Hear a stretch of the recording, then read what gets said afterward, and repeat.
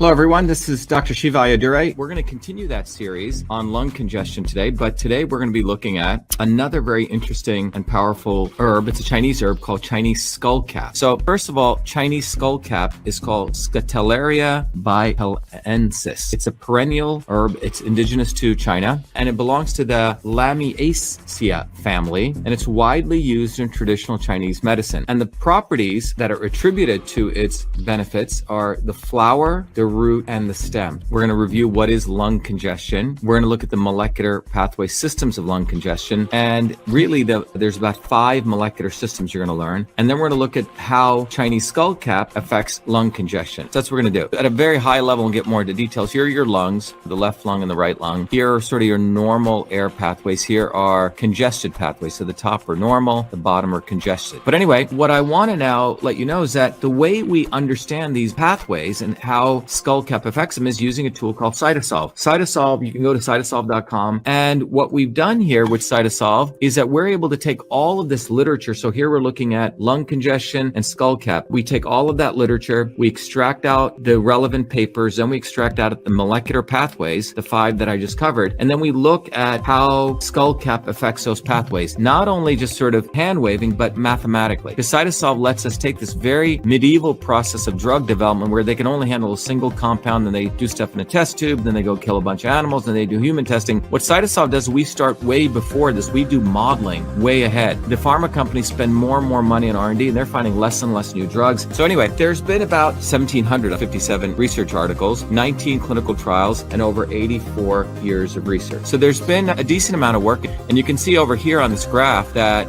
the studies over the last 10, 15 years have explosively grown in the amount of research that's been going on. I wanted to let you know that we use the technology here. We've helped many, many companies over the last 16 years, a lot of smart, innovative companies, but we decided with all the mathematical models we've created, why don't we try to use this to compute the best product we could think of from the science out there for reducing pain and inflammation, pain and discomfort. And that resulted in us creating MV25 using CytoSolve. We're going to have more products that are going to be coming, but let me just show you what MV25 is about for those of you who haven't heard about it. But this is using CytoSolve in a beneficial way, not to just do research, but find combination therapies.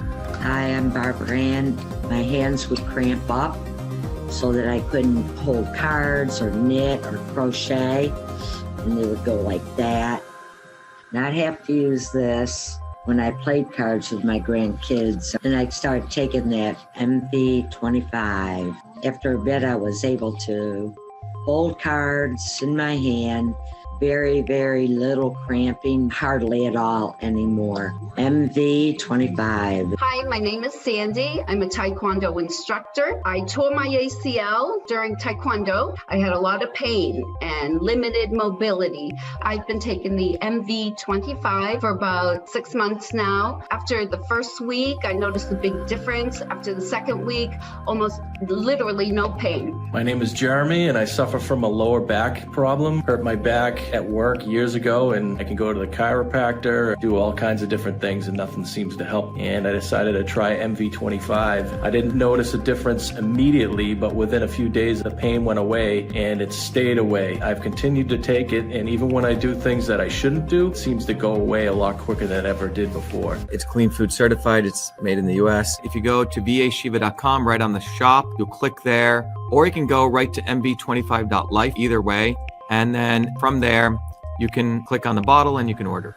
Please take advantage of it because first of all, it's going to help you. It's going to help our movement, and it really supports the fact that we want to take science-based approaches to natural products. So there are a total of 75 different chemical compounds that have been identified so far, and they go into 4 different types: flavonoids, terpenoids, polysaccharides, and essential oils. But here are the active components of Chinese skullcap. So what are the biological effects of Chinese skullcap? It's an anticonvulsant, right? And that's very, very important where you're trying to stop a cough or you're trying to stop something in your congestive issues that are going on. It's a neuroprotector. It's antimicrobial, anti-inflammatory, anti-tumor, and hepatoprotective. So you can look at it, has these 7 different biological effects, but it also has some health benefits too. So here are the health benefits. Helps fight diarrhea, dysentery, hypertension, hemorrhaging, insomnia, respiratory infections, and allergies. So these are the broad health benefits of Chinese skullcap. Let's talk about lung congestion. These are the 5 biomolecular mechanisms. One of them is where your your body metabolizes arachidonic acid, and that results in inflammation we'll talk about. Then you have cytokine production via two pathways, MAPK or NF-kappa beta. The issue is how much do you have, because when you have too much of them, you create the cytokine storm. Then the fourth one is mucus production through mucin production. And then the last one is smooth muscle relaxation. So the first pathway, arachidonic acid metabolism, it gets metabolized and it produces through a series of pathways here and here prostaglandins, or PGH2. And these prostaglandins, eventually over here, it also produces PGE2. So when arachidonic acid gets metabolized, this is where you have the inflammatory process taking place, and a variable called PGE2 gets created, and you don't want that because you have high inflammation. Another mechanism is called cytokine production. Now the cytokine we're looking at here is IL-6. You can look at also TNF-alpha and COX-2. These are cytokines, but they're being produced through this pathway through what's called MAPK. Another pathway that's involved in lung congestion through NF-kappa beta here. This is the cell wall, this is the cytoplasm, and then NF-kappa beta crosses the nuclear membrane, and here you get IL-6, which is another inflammatory cytokine. And then you have mucin, mucus production, right? You can see right here, for example, how cigarette smoke through a series of pathways result in mucus here. And then you have smooth muscle relaxation, when your muscle can either relax or it can contract through MLCP. When MLCP is there, you get relaxation. When MLCP is blocked, you don't get relaxation. So MLCP is a very, very important chemical that supports relaxation. So the net of it is, if you want to reduce lung congestion, we want to reduce inflammation, which means reduce PGE2, which is produced during arachidonic acid metabolism. We want to reduce IL-1 and IL-8 from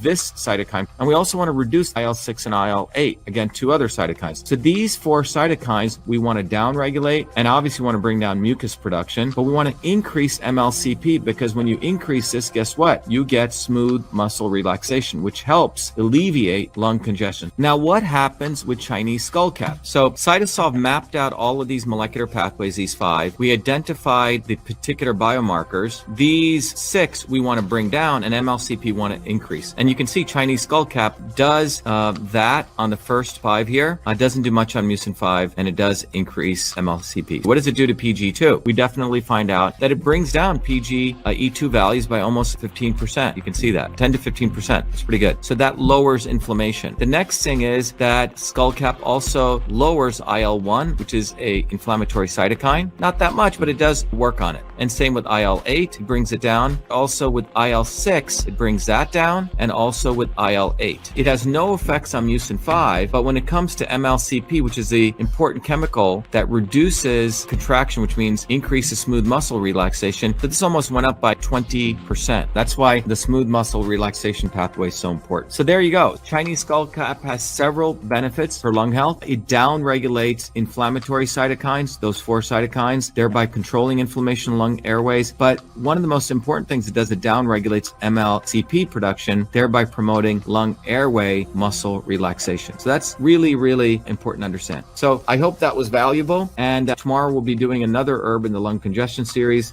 Be well. Have a good night.